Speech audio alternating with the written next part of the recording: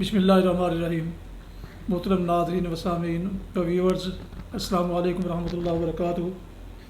امید ہے اللہ تعالیٰ کے فضل و کرم سے خیریت سے ہوں گے۔ اللہ تعالیٰ آپ کو، آپ کے اہل خانہ کو ہمیشہ اپنی حفظ و امان میں خوش رکھے، شاد باد رکھے۔ راہ ہدایت و نجات کے سلسلے کا ولاگ القرآن و حدیث پیش کرنے جا رہا ہوں۔ شروع کرنے سے پہلے گزارش ہے کہ اگر آپ نے ابھی تک میرے یوٹیوب چینل کو سبسکرائب نہیں کیا تو سبسکرائب کر کے، لائک کر کے بیل آئیکن کو پریس ضرور کیجیے گا اور دوستوں سے بھی شیئر کیجیے گا، اور تاکہ اس طرح آنے والے روحانی اور قرآنی ولاگ جو سراسر باعث خیر، باعث برکت اور باعث ثواب ہیں وہ آپ تک اور دوستوں تک باقاعدہ پہنچتے رہیں۔ تو شروع کرتے ہیں القرآن و حدیث۔ اعوذ باللہ من الشیطان الرجیم، بسم اللہ الرحمن الرحیم۔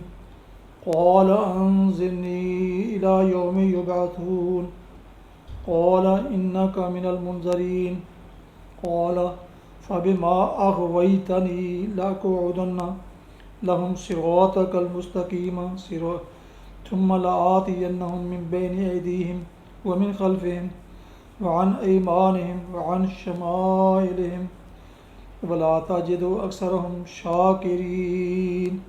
صدق اللہ العظیم۔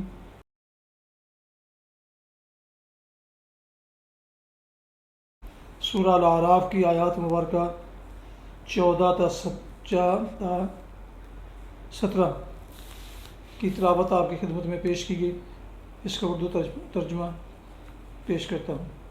قال انظرنی الی یوم یبعثون، بولا مجھے اس دن تک مہلت دے جب کہ یہ سب دوبارہ اٹھائے جائیں گے۔ فرمایا تجھے مہلت ہے۔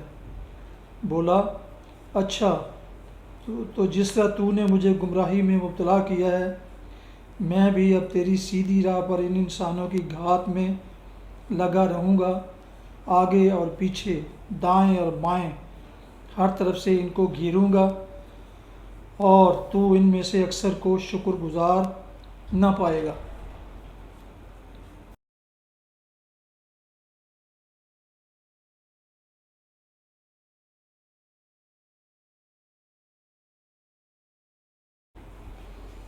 تلاوت کی گئی آیات مبارکہ کی تفسیر بیان کی جاتی ہے۔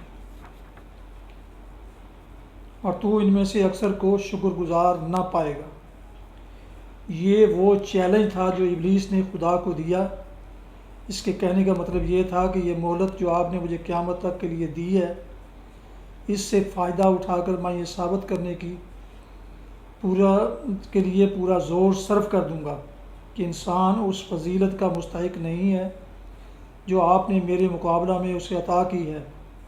میں آپ کو دکھا دوں گا کہ یہ کیسا ناشکرہ، کیسا نمک حرام اور کیسا احسان فراموش ہے۔ یہ مہلت جو شیطان نے مانگی اور خدا نے اسے عطا فرما دی، اس سے مراد محض وقت ہی نہیں ہے بلکہ اس کام کا موقع دینا بھی ہے جو وہ کرنا چاہتا تھا۔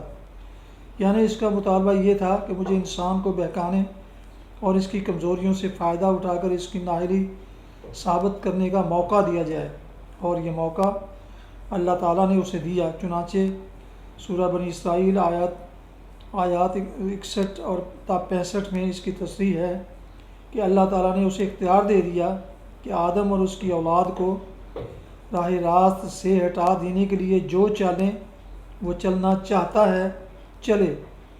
ان چال بازیوں سے اسے روکا نہیں جائے گا، بلکہ وہ سب راہیں کھلی رہیں گی جن سے وہ انسان کو فتنہ میں ڈالنا چاہے گا، لیکن اس کے ساتھ شرط یہ لگا دی کہ ان عبادی لیس لک علیہم سلطان، یعنی میرے بندوں پر تجھے کوئی اقتدار نہ ہوگا، تو صرف اس بات کا مجاز ہوگا کہ ان کو غلط فہمیوں میں ڈالے، جھوٹی امیدیں دلائے، بدی اور گمراہی کو ان کے سامنے خوش نما بنا کر پیش کرے، لذتوں اور فائدوں کے سبز باغ دکھا کر ان کو غلط راستوں کی طرف دعوت دے، مگر یہ طاقت تجھے نہیں دی جائے گی کہ انہیں ہاتھ پکڑ کر زبردستی اپنے راستے پر کھینچ لے جائے، اور اگر وہ خود راہ راست پر چلنا چاہیں تو انہیں نہ چلنے دے۔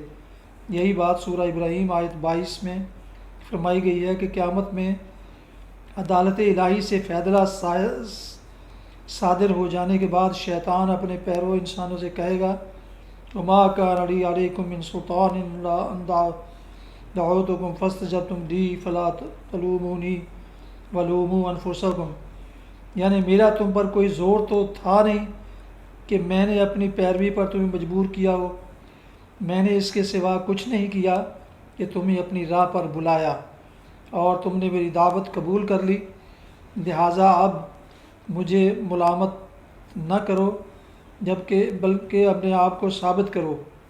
اور یہ جو شیطان نے خدا پر الزام عائد کیا ہے کہ تو نے مجھے گمراہی میں مبتلا کیا، تو اس کا مطلب یہ ہے کہ شیطان اپنی معصیت کی ذمہ داری خدا پر ڈالتا ہے۔ اس کو شکایت ہے کہ آدم کے آگے سجدہ کرنے کا حکم دے کر تو نے مجھے فتنے میں ڈالا اور میرے نفس کے تکبر کو ٹھیس لگا کر مجھے اس حالت میں مبتلا کر دیا کہ میں نے تیری نافرمانی کی۔ گویا اس احمق کی خواہش یہ تھی کہ اس کے نفس کی چوری پکڑی نہ جاتی، بلکہ جس اندار غلط اور جس سرکشی کو اس نے اپنے اندر چھپا رکھا تھا اس پر پردہ ہی پڑا رہنے دیا جاتا۔ یہ ایک کھلی ہوئی سفیہانہ بات تھی جس کا جواب دینے کی کوئی ضرورت نہ تھی، اس لیے اللہ تعالیٰ نے سرے سے اس کا کوئی نوٹس ہی نہیں لیا۔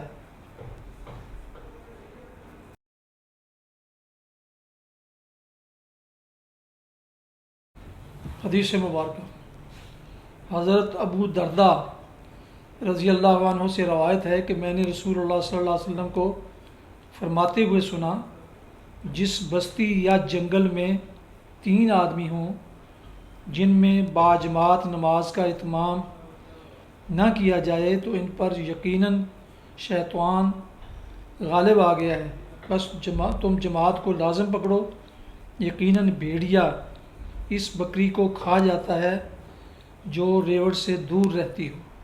صحیح سنن ابی داؤد کتاب الصلاۃ حدیث نمبر 548۔ فوائد، اس میں بھی نماز باجماعت پڑھنے کی تاکید اور اس سے گریز کرنے کے نقصانات کا بیان ہے۔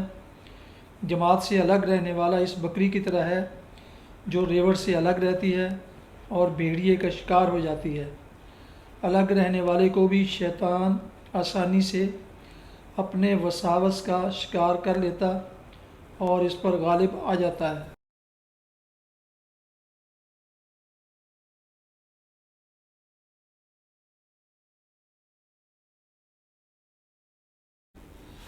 یہ تھا آج کا راہ ہدایت و نجات کے سلسلے کا ولاگ القرآن و حدیث، جس میں آج آپ نے سورہ